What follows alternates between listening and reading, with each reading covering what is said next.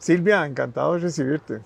Muchísimas gracias, Hace un don Jorge. año y pico estuviste aquí. Más o menos, sí, Sí. muchas gracias por la invitación, más bien. No, vos sos una especialista en el campo tributario y de las mejores que conozco. Muchas gracias. Y hay que aprender, porque como las leyes cambian continuamente, ¿verdad? Los Así es. reglamentos que no salen, los problemas que tenemos, las declaraciones a veces precipitadas un poco, a veces de las autoridades. eh, ¿Por qué? O sea, nosotros sí debemos de tener unas leyes que nos permita y un cuerpo, digamos, ejecutivo importante, de gran capacidad técnica en el Ministerio de Hacienda, sobre todo en la parte tributaria, que tenga cierta, primero, experiencia, con buenos salarios y que sea muy profesional y que, como dice, y que se tenga también un cuerpo especializado digamos, no se hable de delitos, sino que ayuden y que conozcan muy bien para que identifiquen muy bien cuando hay un delito de tipo tributario. Así es. Porque no es justo que hayan evasores y gente que paga religiosamente los tributos, ¿verdad? Pero es que este país es algo muy complejo, ¿verdad? Hay un montón de reglamentos que andan todavía de camino, hay interpretaciones, se dura muchos años en un juicio, ¿verdad? Así es. ¿Por qué? Porque tal vez no se estructuran bien los casos, ¿verdad? El problema de decir, bueno, este está cometiendo un delito, sí, bueno, vamos a juicio, pero los jueces tampoco son, o el Ellos no fiscal, son, no no son son expertos expertos, tributarios. y ahí tienen que llamar a alguien experto, y además el caso tiene que ir muy bien soportado, ¿verdad? Ujú. Para que no lo desestimen, ¿verdad? Porque eso sí es un problema. Sí, correcto. Vamos a ver, yo diría lo siguiente, vamos a ver, si ya llevo ratillo, ¿verdad? En este tema tributario era muy diferente de ver una auditoría de hace unos 10, 15 años inclusive, a lo que es hoy por hoy. Hoy llegan un poco más estructurados, pero llegan definitivamente con horas y esas pocas horas que ellos tienen que hacer maravillas para poder no solamente identificar la situación, que digamos, llamémosle el desajuste tributario que tal vez la persona no ha tenido por un tema de falta de interpretación o por falta de normas que un poco más claras y más sencillas, tal vez pues el empresario, la persona que el contribuyente en realidad, pues no está haciendo o aplicando bien la norma. Entonces estos auditores llegan con ese poco tiempo que tienen y tienen que estructurar muy bien el expediente. ¿Para qué? Para que no solamente a nivel, ya pensemos como en los casos que se puedan ir al Ministerio Público, sino los que pueda haber a nivel al Ministerio de Hacienda y en la parte administrativa, tengan la suficiente prueba documental, la suficiente evidencia para de verdad demostrar que aquel ajuste procede. Porque puede ser, y como ha pasado en muchos tantos, a nivel, y le digo Ministerio de Hacienda, no estoy hablando de Ministerio Público, que los tienen, les identificaron el ajuste, pero resulta que los procesos no fue el debido proceso o también pudo haber sido que no, que la prueba que tienen no es suficiente para de verdad realizar el ajuste. Un ajuste que ¿verdad? Si pasamos los 231 millones en una sola, Se vuelve se penal. vuelve penal, Sí, ¿verdad? sí, no es. Y que pasar a penal no significa y no quiero alentar nada con esto, ¿verdad? Con decir que, sí, en automático no es que vamos a la cárcel, no. Tiene que haber prueba, el Pruebas. Ministerio Público tiene que tener la prueba suficiente Muy y bien documentada. muy bien documentada y muy bien evidenciada Evidencia. la situación que hizo aquel contribuyente para querer evadir el impuesto, ¿verdad? Eso ahí es donde está como, yo creo que es como donde está la capacidad, el reto que tienen pues, los auditores tributarios para poder decir, sí, correcto, esto es algo que ellos, esta es la prueba que tengo suficiente, donde tengo memorándum, donde tengo evidencia de la estructura que ellos querían hacer, ¿verdad?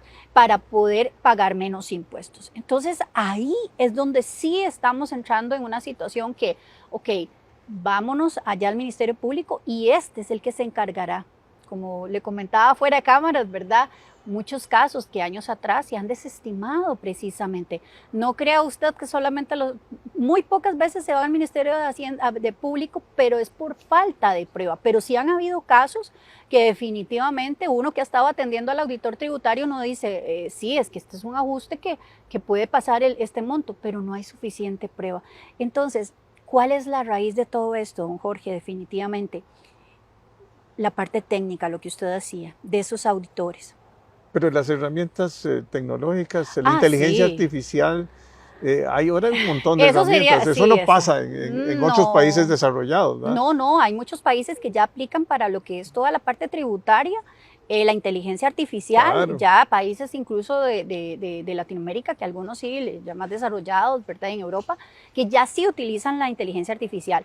¿Y a qué le llamamos inteligencia artificial? No como a veces, ¿verdad? Vemos a una maquinita tipo robot y como aquellas películas que es la que hacen. Son algoritmos ahí que... Son exactamente, ya son pruebas matemáticas que se hacen dentro de un sistema con información que provee el mismo contribuyente y quienes tienen negocios con esto. El ejemplo más claro, la factura electrónica. El que compra y el que vende.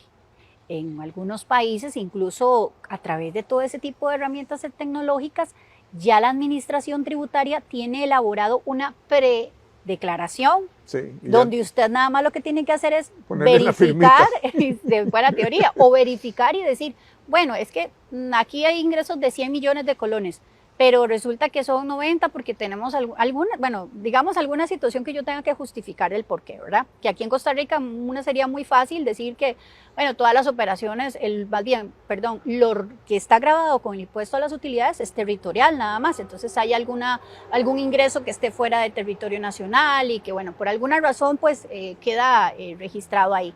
Pero en realidad la inteligencia artificial es precisamente eso, es esa aplicación. Ya el Ministerio de Hacienda ya sabemos, yo creo que para nadie es un secreto que ya hay un proyecto de Hacienda Digital donde ellos ya están, en este momento, si mal no me equivoco, ya lo que están haciendo es terminando de todo el tema de de las licitaciones, analizando los proveedores y demás. Pero es que de la mano, como cualquier empresa hacia el Ministerio de Hacienda, si yo tengo un sistema hoy por hoy y quiero cambiar a uno, yo nunca me puedo olvidar que tengo el día a día. Y el día a día sigue.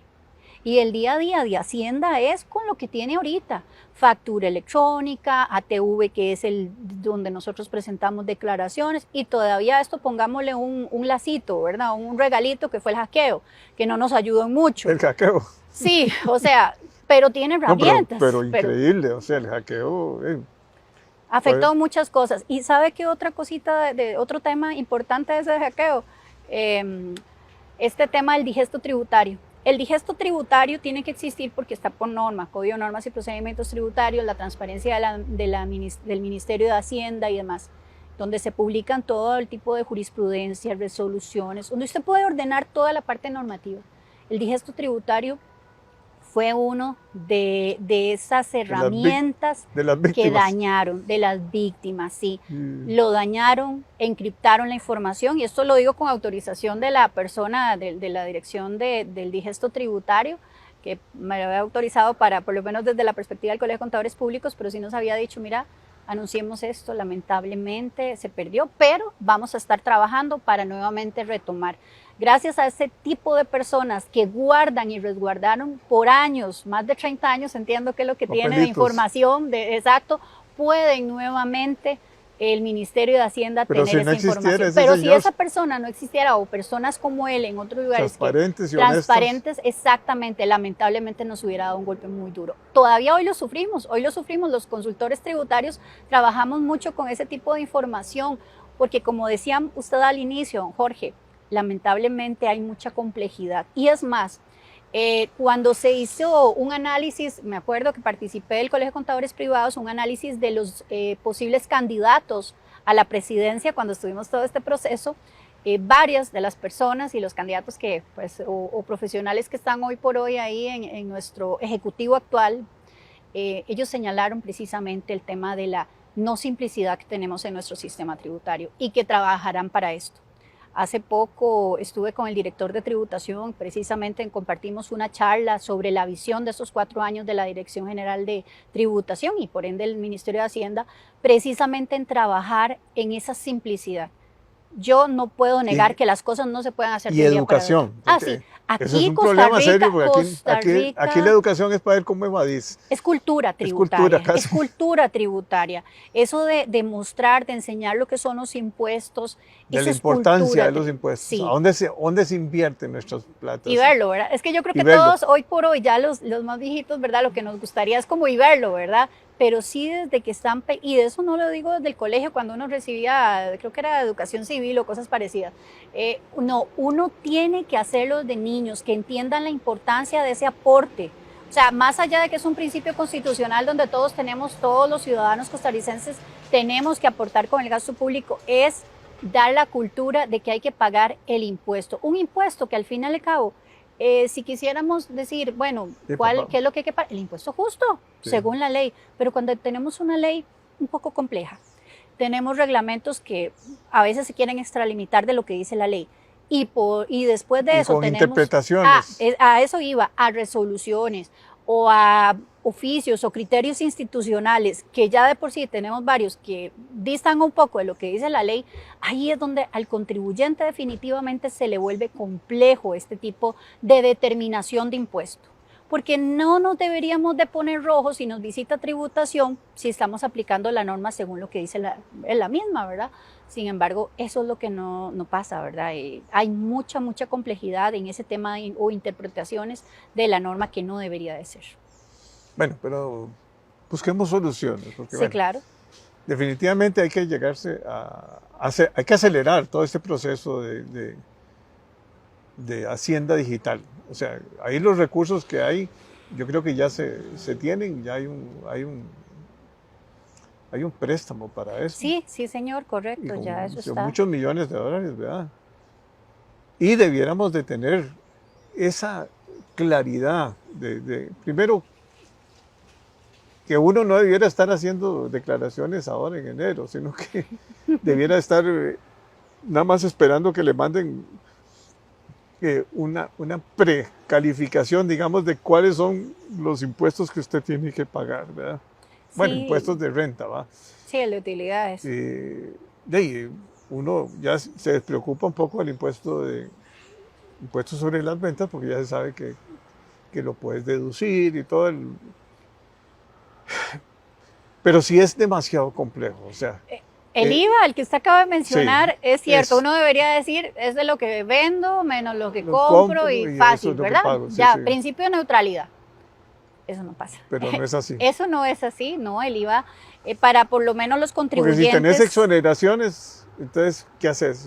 Perdés el IVA que pagaste. Vea que usted acaba de decir un punto.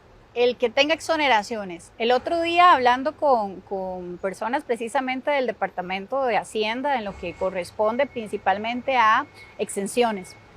Son personas que es un grupo pequeñito, un equipo, pero un equipo muy fuerte y demás, pero que tienen que analizar cuando usted llega a solicitar exoneración, porque las exoneraciones, conformidad a la ley y demás, más o menos en exoneraciones pueden andar en bases legales unas 300 tipos de base legal para exoneraciones. Con solo que pueda decir eso.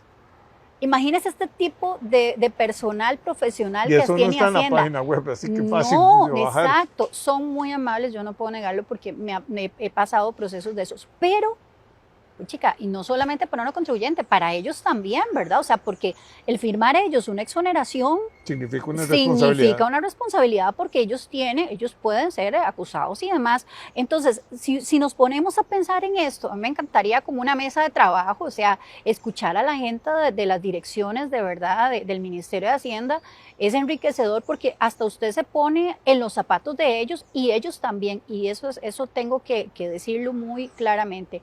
Se han querido poner los zapatos de los contribuyentes. ¿Desde qué perspectiva? Desde que ellos consultan, ellos quieren saber cómo está el sector privado especialmente, que es el donde uno está, ¿verdad? Entonces ellos tratan de entender eso, pero también tienen restricciones. Por ejemplo, un cambio reciente en mayo 22 con el tema del hecho generador del IVA, cuando se vende a crédito. Salió la ley, no se tiene todo el reglamento. Ya ellos estaban trabajando en un reglamento. Pero cuando llevamos ese reglamento a un formulario como el que tenemos tan limitado en este momento de la D104, que es el número de formulario del IVA, se da cuenta uno definitivamente que no pueden hacer mucho.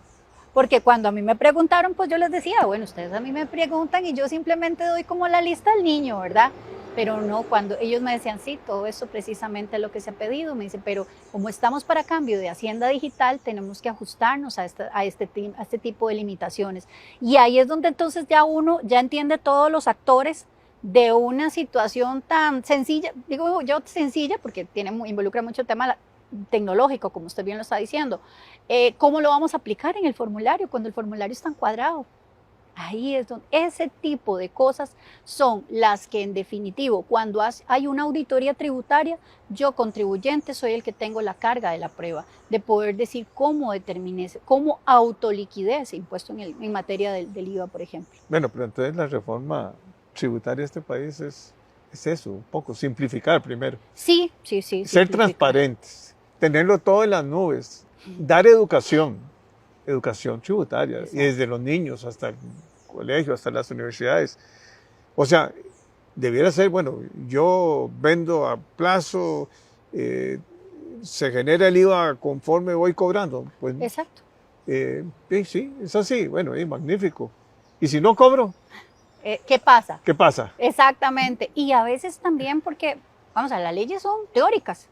Sí. Las leyes son teóricas y la ley no está hecha para cada tipo de sector. No. Todos los sectores de la economía son diferentes e incluso hasta los tipos de que si tenemos sector, ¿cómo es que se llama? Privado o familiar. Está dentro del privado, pero es familiar, no es corporativo.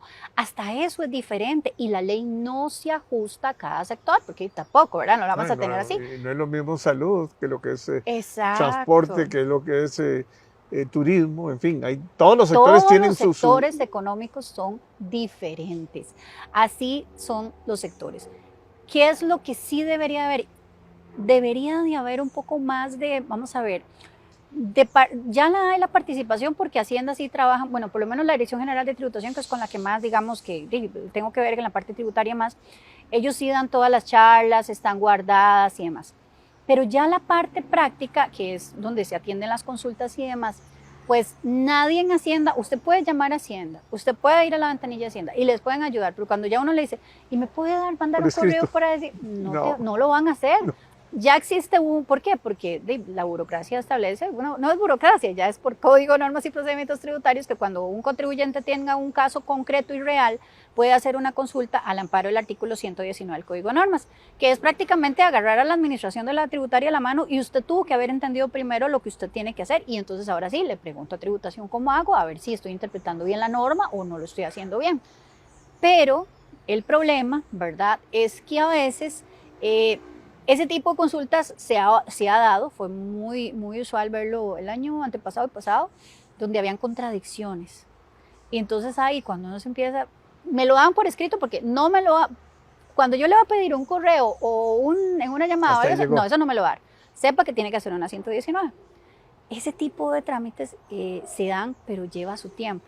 Entonces ahí es donde uno tiene que tratar, ojalá, o el gobierno, pudiera pensar en alguna herramienta de consulta frecuente. ¿Y por qué no? Porque sí existía para factura electrónica, me acuerdo, sí existía. Lo que pasa es que con el hackeo también mucho todo eso se perdió, ¿verdad? No, pero además con todas las herramientas digitales que hay ahora, ¿qué le cuesta dar unas conferencias importantes y que hayan consultas y que hayan los gremios? Los mismos gremios que eduquen a sus asociados, ¿verdad?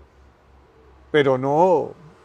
Como hicieron cuando la 9635, las cámaras sí fueron muy eficientes en esa parte de asesorarse, de darse charlas. Claro, cuando todavía era todo un mito el tema de la 9635, ¿verdad? Y sus reformas. Ahora ya es que ha pasado en la práctica. Pero es increíble, sí...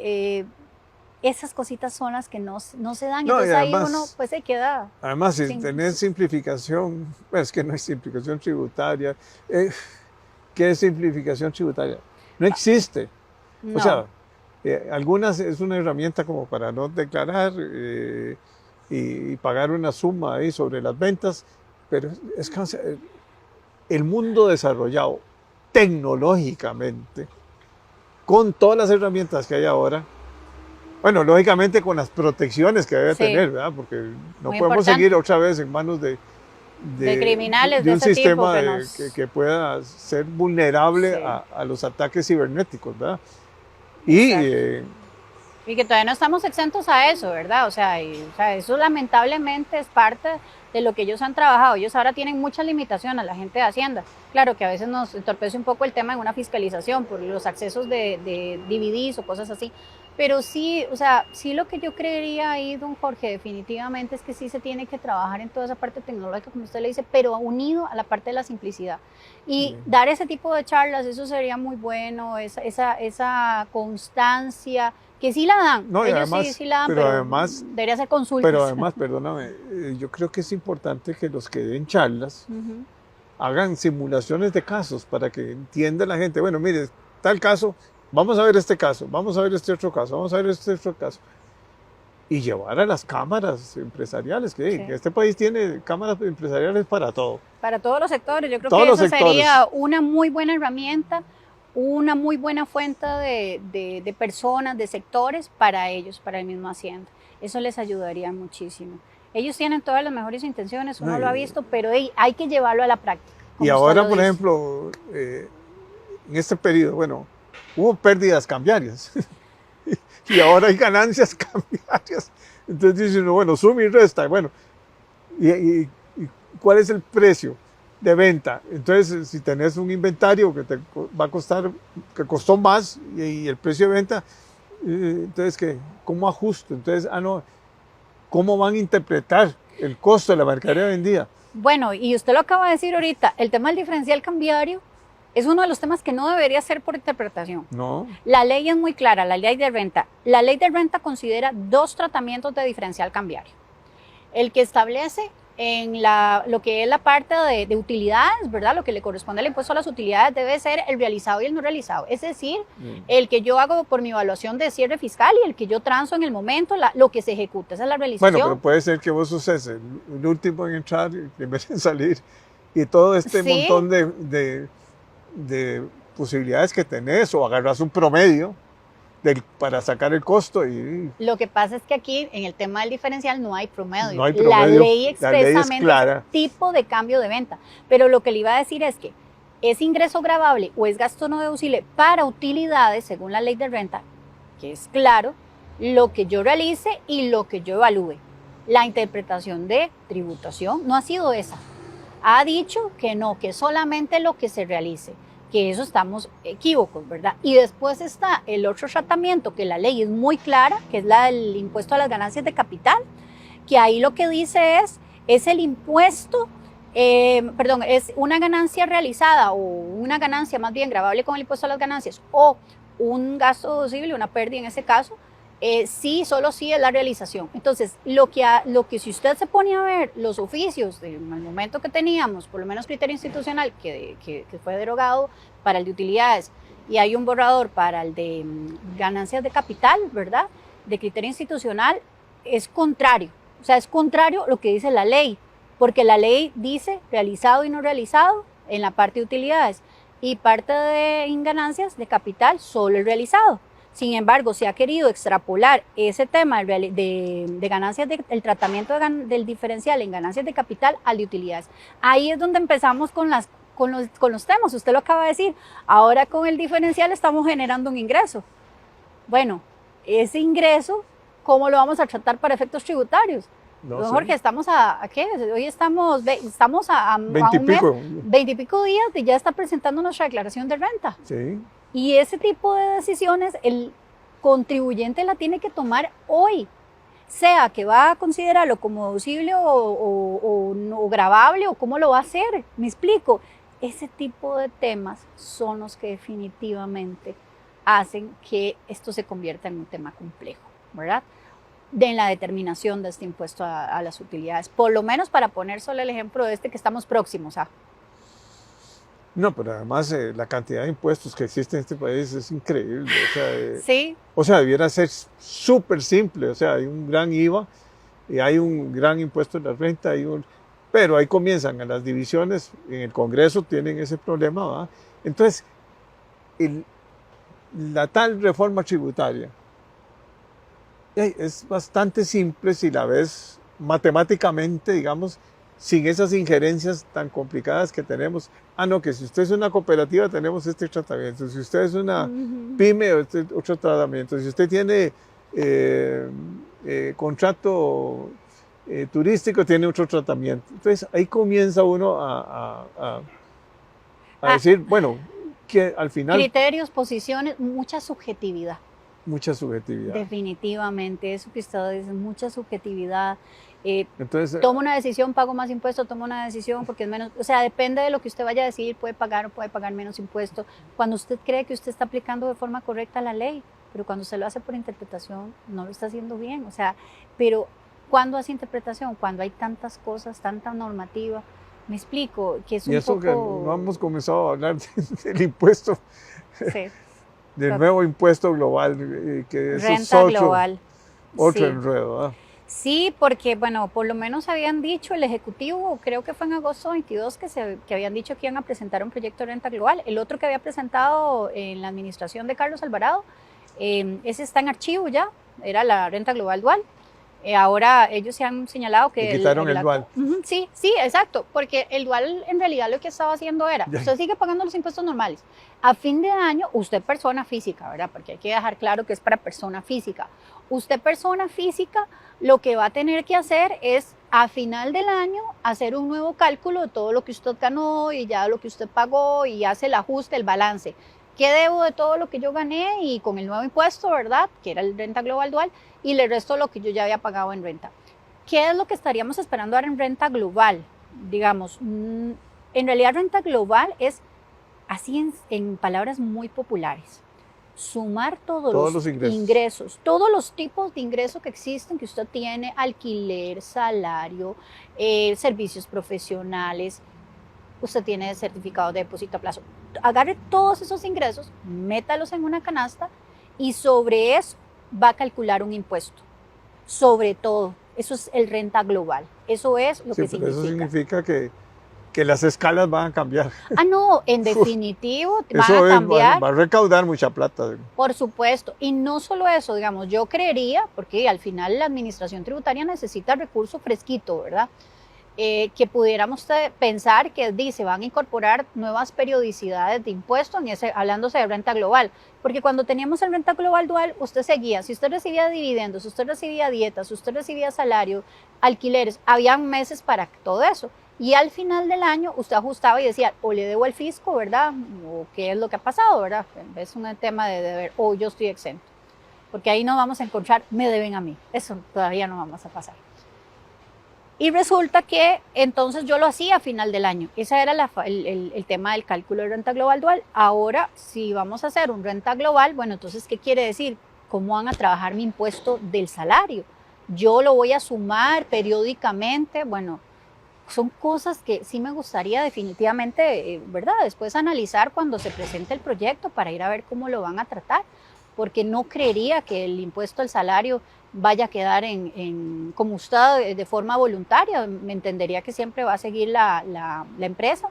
Eso por poner un ejemplo. Y ya después las otras rentas, que son renta tipo producto, por alquileres, por dietas, por dividendos, que incluso dividendos y dietas lo hace quien me paga estas dietas o dividendos, pero ya alquileres o certificados de depósito a plazo, habría que ver cómo es que lo van a englobar todos esos ingresos. Porque uno tiene el 15%, el otro va a tener hasta el 30%. Sí, son tarifas, sí. Por ejemplo, con renta global dual, la tarifa más alta era 27,5%, pero era así, igual escalonado.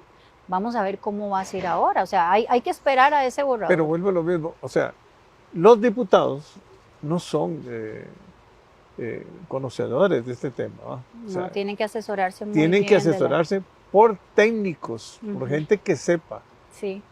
Sí, y correcto. En el Ministerio o sea, en el departamento, en la Dirección General de Tributación, tenemos que tener gente muy bien calificada, con una gran experiencia y con una gran transparencia y con todas las herramientas tecnológicas. No podemos seguir, para mí esa es la reforma. Totalmente. Usted lo está diciendo es la raíz. Si la raíz está bien, el árbol va a crecer bien. Y creo que definitivamente, además de conocedores, de ver la práctica, porque es que vamos a ver, el legislador puede establecer su norma, puede asesorarse y demás, pero cuando ya lo lleven a la práctica es donde nos vamos a encontrar las situaciones que pueden tener los contribuyentes, esas barreras, esas cuestiones. Yo no estoy diciendo que hagamos una ley para cada sector, no, o sea, eso no lo vamos a tener, pero sí hay que hacerlo de tal manera que sea claro. O sea, la ley debería ser clara. La ley por sí misma debería ser clara. Y que lo entienda todo el mundo. Sí, debería ser clara. Sus reglamentos definitivamente de cómo aplico esa norma, más que claro. Más que, vamos a ver, la ley le corresponde al legislativo y el reglamento al ejecutivo. Entonces el ejecutivo, que es el que va a efectuar y demás, bueno, ¿cómo le dice al contribuyente que tiene que actuar? ¿Cómo tiene que consulta, tiene que educar. Y ahí a eso le vamos a adjuntar el tema de las herramientas tecnológicas, porque definitivamente estamos en la era de la tecnología, ya pasamos y ya sobrepasamos a aquello, ahora nos vamos hacia la, sí, estamos en la prehistoria, porque ya deberíamos estar pasando al tema de todo lo que es inteligencia artificial, que esa es la parte que ayudaría muchísimo, muchísimo al recaudo de los impuestos, eso definitivo, pero bueno, habría que ver, a ver cómo va a ser ellos, por lo menos la Dirección General de Tributación, que como le digo, había compartido ese tema con don Mario, la visión que tienen de estos 4 años es una visión de simplicidad, para prueba un botón de ya lo que ha pasado. Los impuestos de recaudación de lo que eran los destilados, las cervezas, vinos, las gaseosas, varilla de hierro, que antes, digo yo, al 31 de diciembre del 2022 se recaudaban desde la primera etapa de la comercialización utilizando un margen de ganancia estimado, eso ya cambió. Eso yo lo visualizo que precisamente ese tipo de simplicidad ya, porque están haciendo uso de la herramienta, ya ellos sí están haciéndolo. Sí. Exacto, ya ellos lo están haciendo. Don Jorge, esas resoluciones, esa normativa, yo tengo resoluciones de ese tiempo que son del 80 y resto, 89, 90, así literalmente de cómo era que se cobraba ese tipo de impuestos. Entonces vea que sí, de verdad ellos están trabajando hacia la simplicidad. Y yo creo que muchos de los que están ahí como diputados, hoy por hoy, incluso ahí trabajando, ellos hablaban de esa simplicidad. Por eso traía a colación el que yo estuve haciendo análisis de la parte de todo lo que es tributario para esos candidatos y que muchos están ahí y todos tenían un mínimo común denominador: simplicidad tributaria. Esperemos de verdad que eso vaya a ocurrir. Sí, que no sigamos inventando. Ya estamos viendo cambios. Que no sigamos inventando nuevos impuestos, sino que más bien agarremos los 100 y pico de impuestos que tenemos, pues 100 y pico. Sí, correcto. Es que son que muchos. Timbres, que el otro, y sí o no, bueno, pero... pónganle en atención a los que son a lo grande, recaudación hay 5 grande. Que recaudan el 80%. Exacto, entonces esos 5 son los que uno tiene que... los que hay que prestarle atención, claro. Poner un equipo y es un equipo interdisciplinario. Porque algo que he aprendido en materia de consulta tributaria y demás, es que esto es interdisciplinario. Desde economistas, abogados, contadores, eso es así y es riquísimo. Yo la otra vez decía, es que es riquísimo cuando usted se sienta con personas de diferentes profesiones y que empieza a hablar de impuestos y de la perspectiva que tiene cada uno de ellos. Eso definitivamente es lo que hay que hacer, es lo que hay que trabajar. Yo creo que sí, ya están trabajando en esa simplicidad que don Mario señalaba y tratan, pero a veces tienen esas limitaciones, pero se necesita más. Ojalá de verdad que ese tipo de temas pues no le vayan a perjudicar al contribuyente. ¿Y en qué tipo le perjudica? En no saber aplicar una norma y que después los vayan a sancionar y les vayan a cobrar un monto multas importante. Que son prohibitivas. Sanciones que incluso pueden ser mucho más que altas, lo que debía. Claro. Porque puede ser hasta 150% de lo que debía. Imaginen la sanción, ¿verdad? Bueno, ese Silvia, es el tema. Yo creo que te voy a invitar otra vez, porque hay muchos temas. No puede ser que cada año venís, o sea, para mí sos una de las autoridades más importantes en la parte tributaria y yo creo que educar y buscar puntos de coincidencia y que haya más simplicidad, eso sí, más rigurosidad. Sí. Y que avancemos, porque el país no puede seguir con un sistema tributario prehistórico. Y con un sistema donde la informalidad es muy grande y que causa tanto problema la informalidad, ¿verdad?